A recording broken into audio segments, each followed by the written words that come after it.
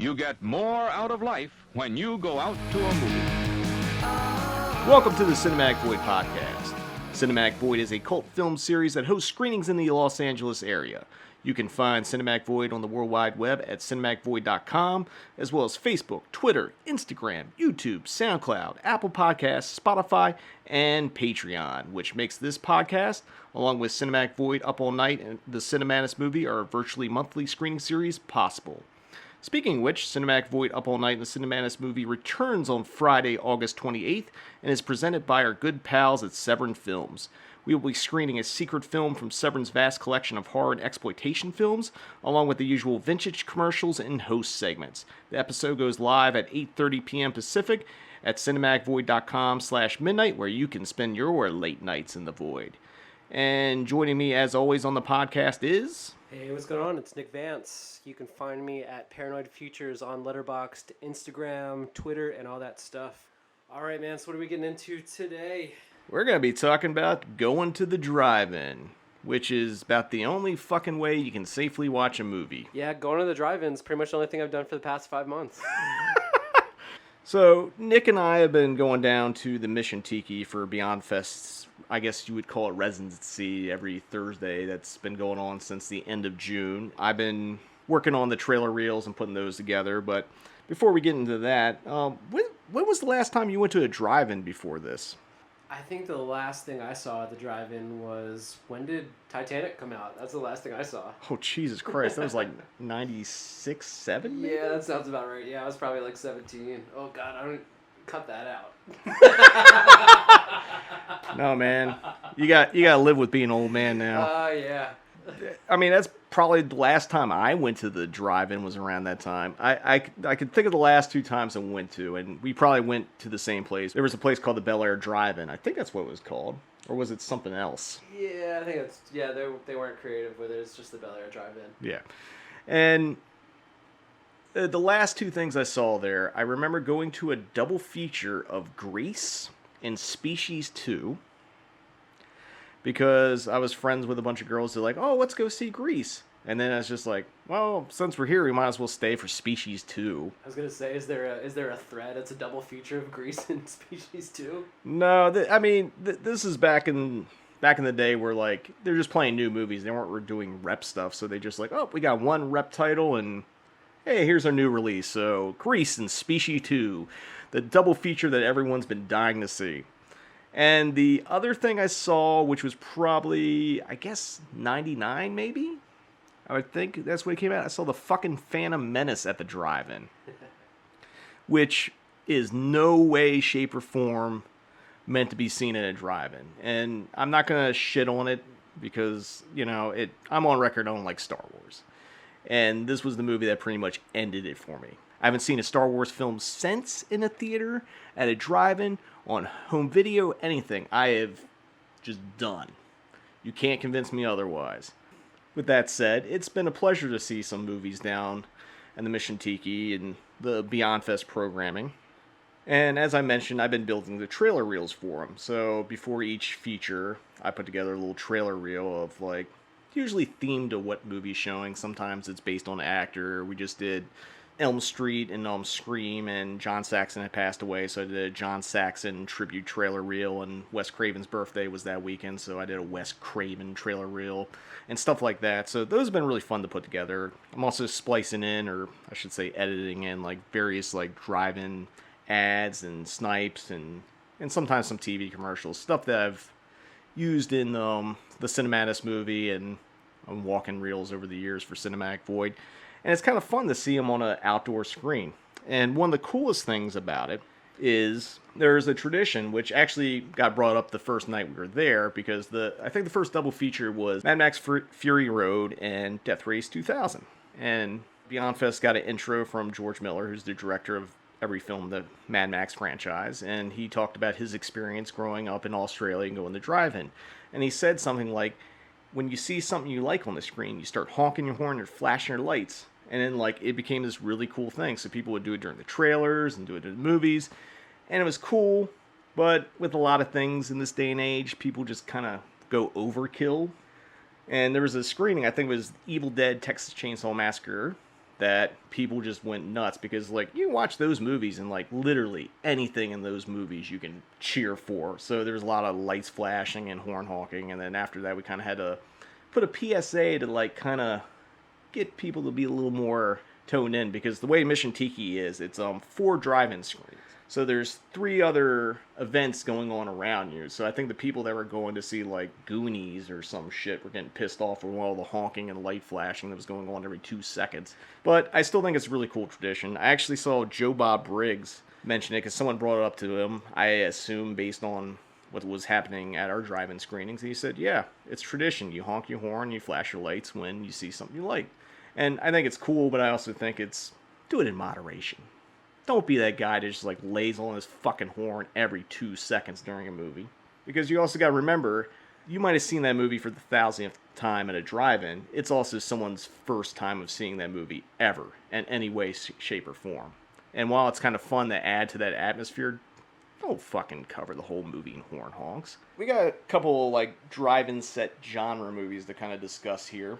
And, you know, I did some research because I was trying to think, what movies have, like, drive-in as a background, or it's like the main plot point.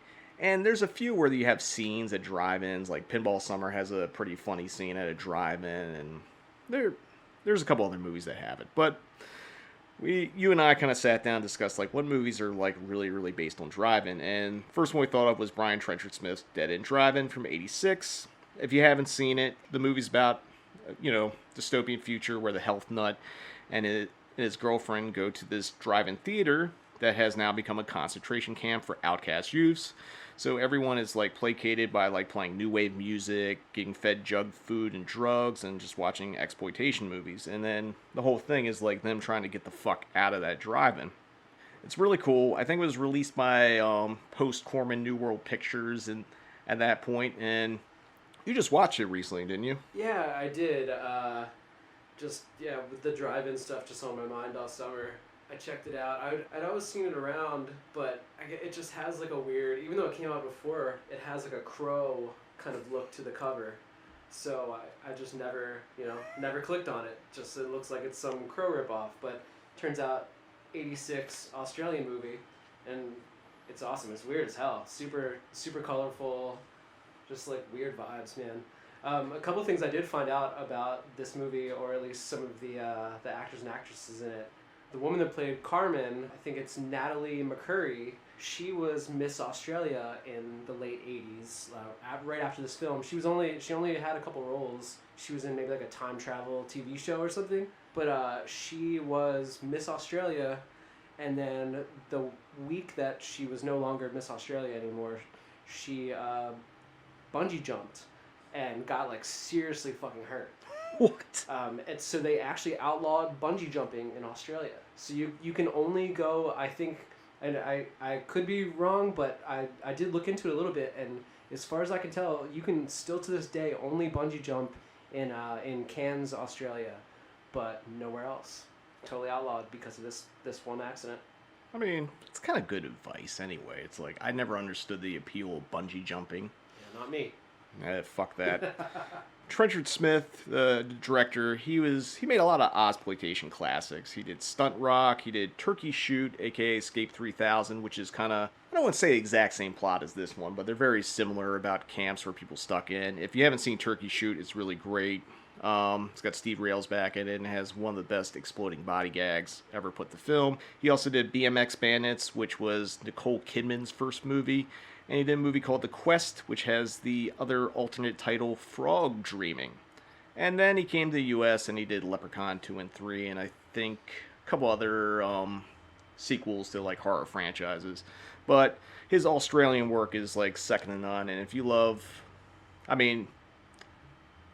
seen Dead End Drive-In, seek out his other films because they're really, really terrific. Speaking of drive-ins, there's another drive-in movie which has it in the title, which is a fun little exploitation movie from 1976. It's directed by Stu Seagal. It is Drive-In Massacre. Now, I've actually screened this movie as part of the Severn Films 10th anniversary back in 2016. It was also a Camp Void event. I did Drive-In Massacre, Bag Boy, Lover Boy, and Beyond the Darkness. And actually had one of the co-writers and actors from the movie, John F. Goff, come out.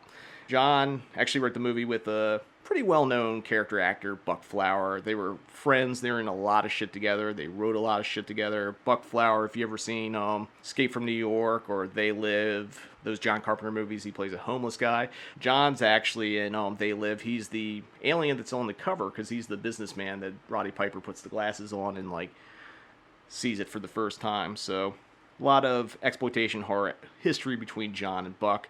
If you've never seen the movie, two police detectives are trying to catch a serial killer who's stalking a California drive-in and randomly killing people with a sword. I think the opening murder, where it's like basically a samurai sword, like decapitates someone that's trying to grab a drive-in speaker, which you don't have anymore, which it's kind of weird because the way you used to have to watch movies at drive-in, you had to take a speaker and put it on the windowsill of your car door.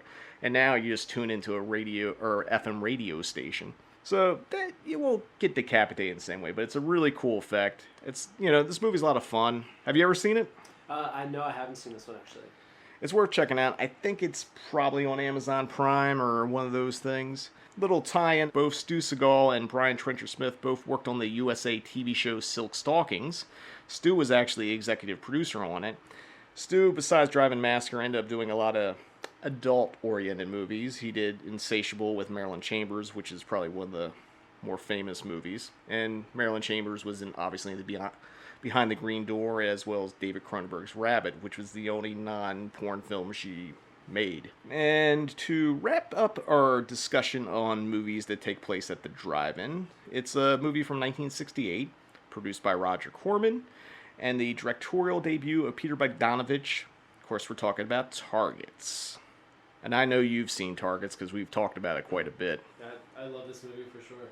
And if you haven't ever seen Targets, basically an elderly horror star played by Boris Karloff in one of his last roles is making a personal appearance at a drive-in theater where basically he confronts a psychotic Vietnam veteran who's like, sniping people. It's based on a real event, kinda. Not really. The drive-in part isn't real, but the sniper killer in the movie is based on Charles Whitman, who climbed the observatory tower at the University of Austin and just started sniping people until, did he shoot himself or did he... I think that the cops did actually end up taking him down. So someone shot him. So he had been going to doctors and saying, hey, I've been having these, headaches, whatever, he was having all these problems, having these, violent outbursts that were just super uncommon for him. And so he wrote in his suicide note, check my brain, cut my head open, check my brain afterwards. And they found some tumor, that was pushing on a certain part of his brain that could potentially cause violent outbursts and that sort of thing. I don't know. Super interesting. Definitely look into it. It's a weird-ass story. And they actually touch upon it a little bit, at least in Targets, because, there's a scene, I think it's, at the breakfast table, or, maybe not breakfast, but, some meal, where he's talking about, how he feels weird, and, there's something wrong, and, he's basically reaching out for someone to help him, and they just kind of don't know how to help him, and then he basically murders his family and goes to drive-in and tries to, kill people until he runs into Boris Karloff, which has that meta moment because they're watching Roger Corman's The Terror on the drive-in screen. So the sniper sees Karloff on the screen, Karloff in the flesh, and it just, freaks him the fuck out. A couple other notes on Targets. It was co-written by Polly Platt, who was also the production designer on the movie. She was married to Peter Bogdanovich for a time and worked on all of his films until they were divorced. And Polly Platt is one of the best production designers that ever worked in cinema, so you should check out her filmography outside of what she did with Bogdanovich, because she did a lot of stellar work. This was Peter Bogdanovich's first film, because he was kind of Corman's understudy. I think he was working with Corman, or he's trying to break in, and part of how this movie got made is Roger Corman told Peter Bogdanovich he could make any film he wanted under two conditions. One, he must use footage from The Terror, thus the playing on the drive-in, and he had to hire Boris Karloff for 2 days because Corman owed him 2 days on his contract from another movie they had worked on. And the funny thing is, they actually went over the 2 days, but Karloff loved the script so much and like just loved being in like kind of like a weird, kind of artsy, not traditional like monster movie in an old dark castle that like he stayed on for an additional 3 days and worked for free just because he liked Bogdanovich and he liked the film. Meanwhile, in the I think it's like one of the first scenes in the entire movie. You know, oh God, how does it go down? Like somebody comments, it's like that's like they're talking about the Terror. Mm-hmm. It's like it's the worst movie I've ever seen. I mean, I think the Terror's shown up in many Corman like productions for whatever reason. I think there's a story behind it. I can't remember it off the top of my head, or I'm confusing it for something else. I guess one last note about Targets. It was shot by the great Laszlo Kovacs. I mean, if you've never seen Targets, it's worth seeing. It'd probably be worth seeing at a drive-in, although I don't know if the climate's right for that now. But hey, it's worth checking out if you've never seen it. It's a great movie. I guess one last thing to kind of wrap up talking about drive-ins is there's a book series that kind of deals with like horror at the drive-in. It's by Joe R. Lansdale, who the name sounds familiar. He was the writer of Boba Hotep. He also did Hap and Leonard book series and lots of great like horror and like Southern Gothic stuff. He did this whole series called The Drive-In. There's 3 books. I've only read 2, and I didn't get a chance to really refresh before we got into this, but like they're worth noting because the first one is really interesting. It's basically this group of people go to this drive-in, which is having like an all-night marathon, and it's got multiple screens, sort of like the Mission Tiki, and it's alternating the movies it plays on each screen, and it has a really fucking crazy like exploitation lineup. They're showing I Dismember Mama, The Evil Dead, Night of the Living Dead, The Toolbox Murders, and Texas Chainsaw Massacre. And I think it's during when they're watching The Toolbox Murders, they mention Cameron Mitchell opening his toolbox and all that a comet comes down the sky, and all of a sudden they become trapped in this drive-in. So the movies keep on playing on play, and then eventually they run out of food and they turn to cannibalism, and it gets fucking wacky, violent, disgusting. That's all I really remember. I know part 2, again, this is a little more vaguer, and again, I apologize for not reading it beforehand, but like I think part 2 has time travel interweaved in it somehow, so that's probably going to be right up your alley. I'll throw you a copy of the book so you can check it out, because I know you're a big time travel guy. Is there any drive-in movies that we missed that we should have talked about? Hey, hit us up on social media and let us know if there's any drive-in movies that we should have talked about.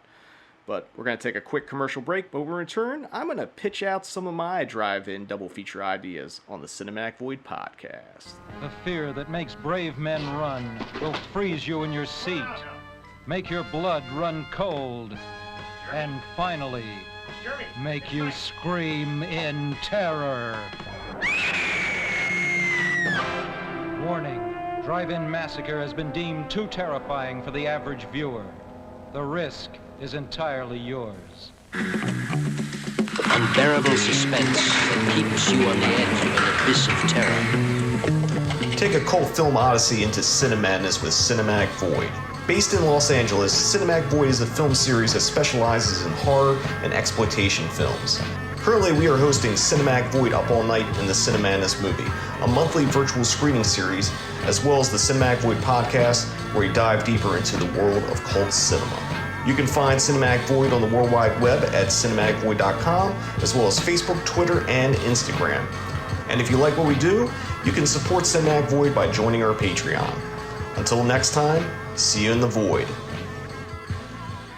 Welcome back. We're talking about the drive-in on the Cinematic Void podcast. Earlier, we were talking about our experience of going to the drive-in now and throughout the years, or I guess back when in the 90s. 90s seems like it's fucking forever, doesn't it? Yeah, it really was a long time ago. I guess it's like, what? Fuck, it's like, how long is it? I guess it's like... It's like, it was 20 years ago. 20, 30 years? Yeah. The end of it. Oh, the end of it was 20 years ago. The beginning of it was 30. Fuck. Yeah. God, fucking old. Anyway, we also talked about some movies that take place at a drive-in and a book series that does as well. So I thought, since Cinematic Void is a film programming series, I should use my, I guess my insight and programming ideas to come up with some drive-in double features. Now, we already talked about Beyond Fest and the Mission Tiki thing, and I've actually pitched I pitched a couple of things, and there was some that got chopped up and ended up being halves of like different double features. But the only one I got through straight unharmed was the Evil Dead Texas Chainsaw Massacre double, which, hey, it's kind of a no-brainer, which is fine because I think for getting people to go to a drive-in and get that experience, you kind of have to do some bangers. But it's just, I was just thinking, if we didn't have the constraints of like you have to do something that's guaranteed to like sell or bring an audience, like what kind of things do I feel like would play well at a drive-in? Do you have any thoughts on like what you think would play well at a drive-in? Well, I was thinking about how the last thing I saw was Titanic, before this summer, and it made me I wouldn't want to show Titanic, but it was making me think of the movie Triangle. I don't know if you ever saw Triangle. It's from 2009. I never saw Triangle. It's just another one of those weird ass like time loop kind of movies. Thinking maybe instead of either Titanic and that, or or probably just better yet, maybe Triangle and like Time Crimes. That's my recommendation. Of course, I tend to like some garbage, but it's all good. It at least sounds interesting, you know what I mean? Yeah. I mean, the thing I look at drive-in, it's a different environment than, say, programming a movie theater or programming, like, how I do Cinematic Void Up All Night or something like that. I kind of look at the environment because, like, certain things just feel like they fit or feel right for a drive-in. Sort of like there's certain movies that thrived at a grindhouse, which would make no fucking sense at an art house, even though, like, I work at an art house and show things that played at grindhouse, but whatever, you get my point. So I was just kind of scratching my head and just thinking about some ideas on things like if money was no object, and just kind of throwing out there some things that I would like to see as a drive-in, and I think would play to the environment because you're outside, it's super dark, you're in your car, you're almost kind of even more vulnerable at a drive-in. I mean, I know in a movie theater, pre-COVID, obviously, you're in the dark with a bunch of strangers, but you're in your car and you're a little more relaxed because you think you're in a safe place that you're familiar with. But it's also this weird thing. You're also like out on a limb and like people can sneak up behind you, they can touch your car and shit like that. And there's other things where they go to the drive-in, like in the 50s, people went to the drive-in not for the movies, but to like make out and fuck, I guess. I don't know. In the back of their mom and dad's station wagon. I mean, I didn't live that era, so I don't know. Maybe they did go watch the Crab People. So I came up with 8 drive-in double features. I'm not going to get too into what the movies are about. Just basically throwing it out there. So the first one I thought of, and really it's not really thinking of because it was an actual double feature that was sold at least on the drive-in and grindhouse circuit from Avco Embassy, that was these films' distributor at the time. I'm talking about Phantasm and the Fog, which I think it's a really interesting double feature. Now, I pitched this for Beyond Fest, and it was maybe going to happen for a while, but they were concerned that both of those movies are a little too dark for the drive-in, which, fun fact, when movies used to play the drive-in when they were on film prints, they would actually strike lighter film prints. They called them drive-in prints because you needed to have more light pump out them, and they needed to be brighter because there's no lights in the theater. The projector's like way the fuck away from the screen, so you had to be able to see the films, otherwise they're going to be washed in darkness. I still think that 4K restoration of Phantasm and the Fog would play pretty well at a drive-in. And like I said, I didn't really come up with a double feature. The ad marketing of Avco Embassy did, but I think it would be good to kind of revive it. They're fun movies. They're scary. They're spooky. They got weird shit happening. So yeah, Phantasm and the Fog. The second drive-in double feature that my brain kind of put together, and I actually put this together because I rewatched the second film recently.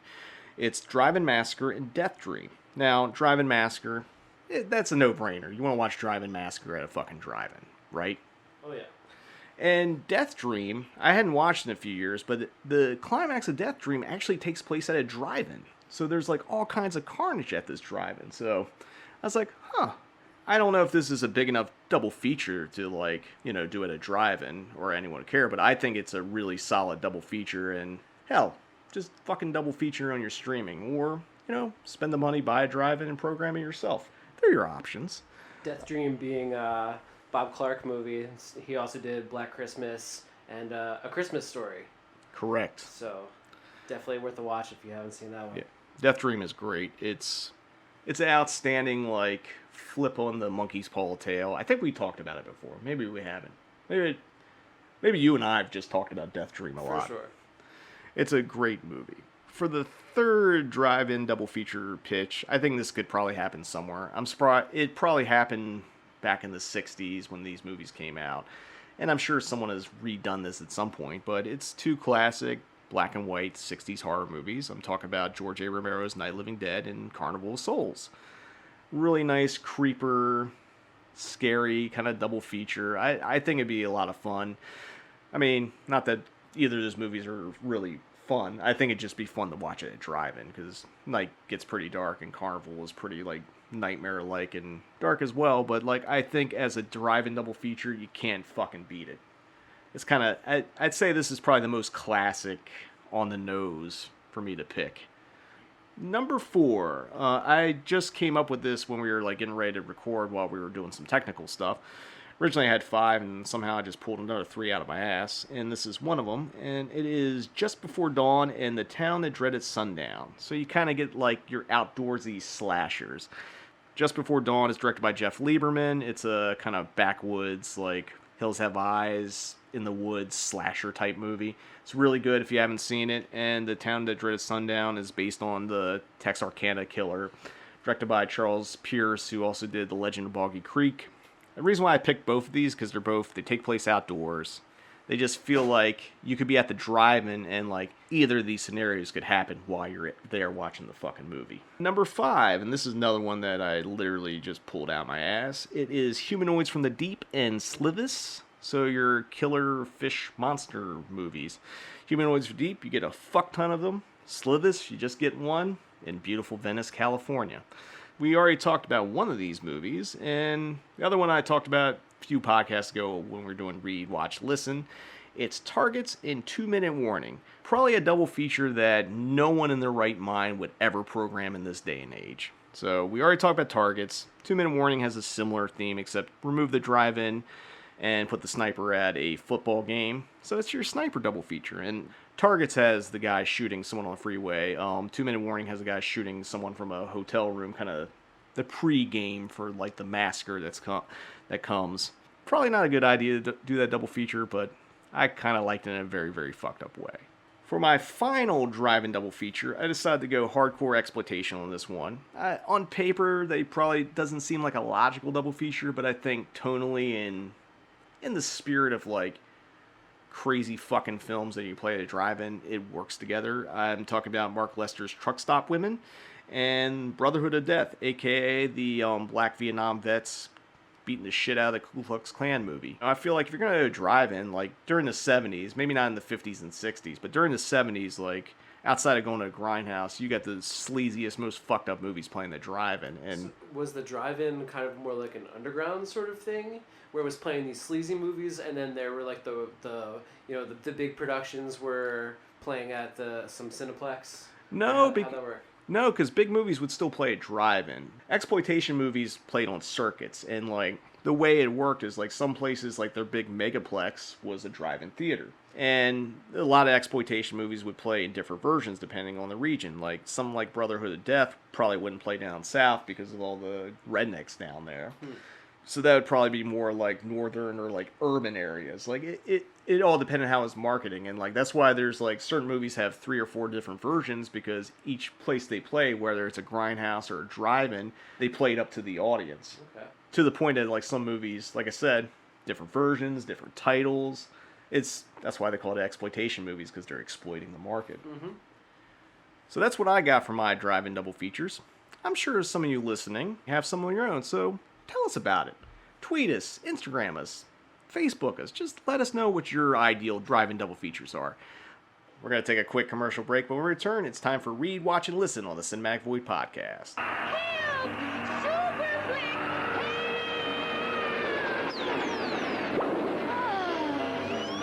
Sure is great being at a drive-in watching Super Flick and eating all this great food.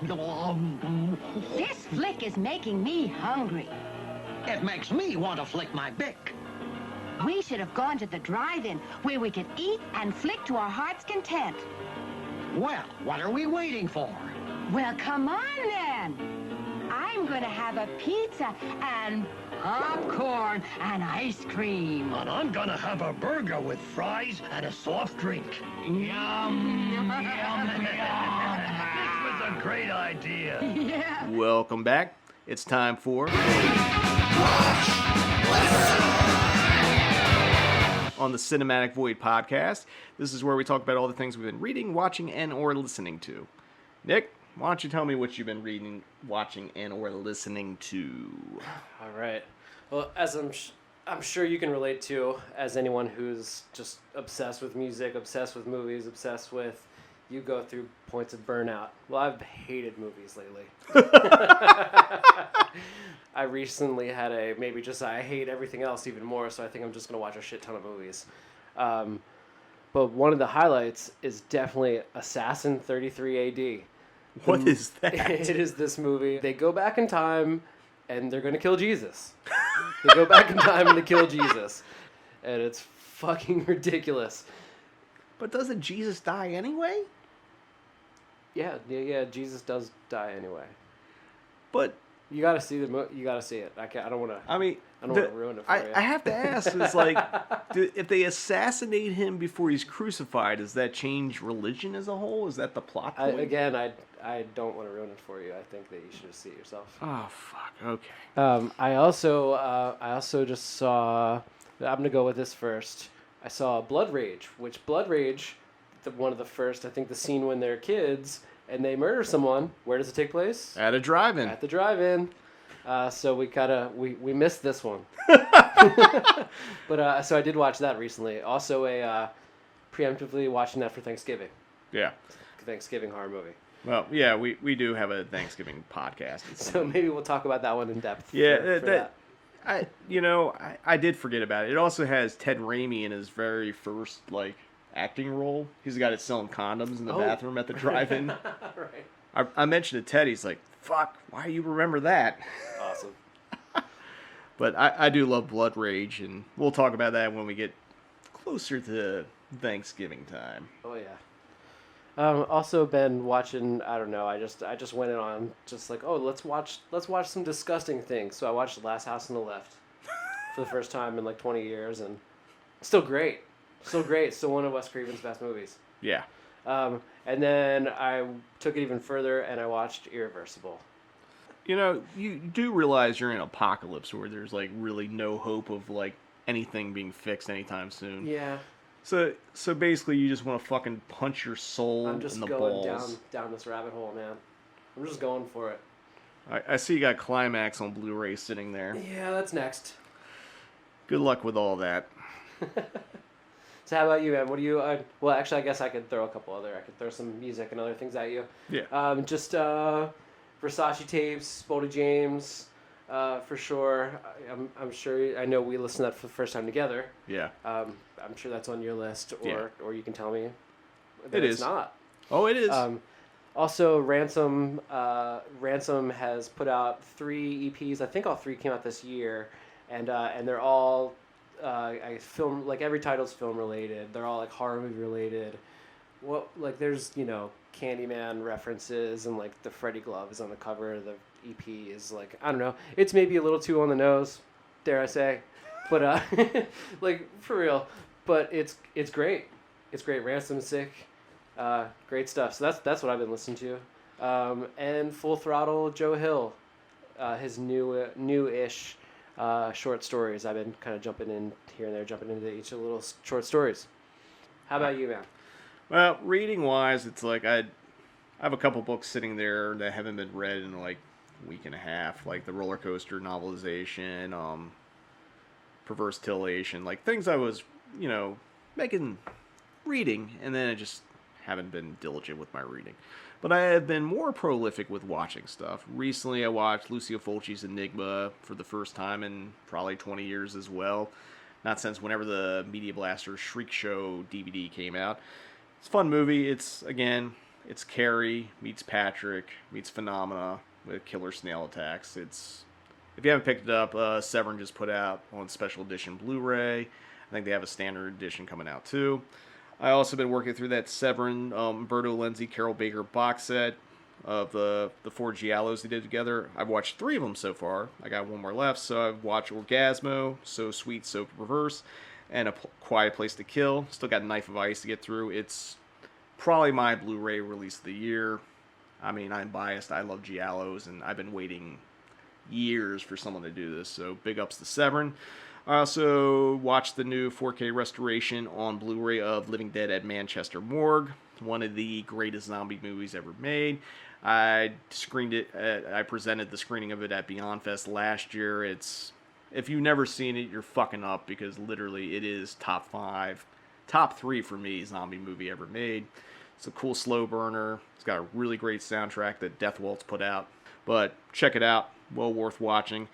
Also watched this movie called The Immortalizer that Vinegar Syndrome put out. It's kind of a take on Reanimator and Island of Dr. Moreau and Dr. Butcher MD and shit like that.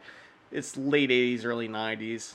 Kind of goofy, kind of like doesn't work all the way, but like I enjoyed watching it. So if you haven't picked it up, it's pretty fun. Worth checking out. Rewatched Knives Out again, which was my favorite movie of 2019. I mean, I haven't seen much new release-wise, so it might be just my favorite movie of 2020 as well. And the last thing I watched was from the Arrow Video American Horror Project Volume 2 box set, which was Dream No Evil. I got 1 more in that set to watch. If you like regional horror and like creepy, again, slow burners, check that out. Listening, we already talked about Boldy James Versace tape. That was kind of a grower on me because I've gotten used to like Boldy James doing nothing but using Alchemist beats for so long. So it's kind of weird hearing him on like non-Alchemist beats. It starts a little slow, kind of picks up. If you're into like all the Griselda and like that kind of stuff that Nick and I probably talk every fucking podcast about at this point, check it out. Speaking of which, Conway the Machine released a new single. Remember Griselda. It's called Lemon. It features Method Man of the Wu-Tang Clan. It is a fucking banger and a half. It's like Griselda's... I think I compare Griselda to Guided by Voices, just being so prolific of like releasing a fucking album like every month at this point. Sometimes multiple and singles and all that. I guess this is from Conway's forthcoming like new like full length that he's getting ready to put out, I assume. But like this song fucking crushes. Method Man's great on it.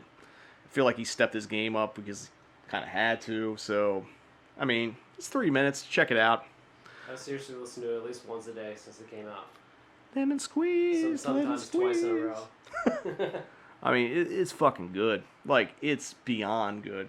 That Derringer beat is just fucking nasty. Other sort of related to Griselda that I've been listening to is Black Soprano Family with Benny the Butcher. That EP is pretty damn good. That's what I like about all these new hip-hop records, because they're all EPs, because they're 7 to 8 songs, like 20, 25 minutes tops. Not a lot of commitment, unlike, I guess, hip-hop from like the 90s, early 2000s, where they used to fucking jam. Hour, 10 minutes. Hour, 10 minutes. I ain't got time for an hour, 10-minute record. Come on, let's move it along. Yeah, 20-minute record means I can listen to 3 times, or I can listen to something else that's 20 minutes. Let's keep them short. I have been also still listening to that Big Ghost Limited Widowmaker and Open Tomb Empty Casket, because probably working on some inspiration for the upcoming Cinematic Void fall mix. I did one last year that a lot of people like, so I'm going to do another one this year. Lots of Halloween themed stuff, so stay tuned for that. Also been listening to Blueprint Deleted Scenes Instrumentals. We talked about Blueprint and his instrumentals quite a bit. I hadn't heard this record, and I put it on the other day while I was doing some writing, and it was like, it's pretty cool. It's from probably, I think, 2012, 13, about like 7 years or so back. Kind of missed it.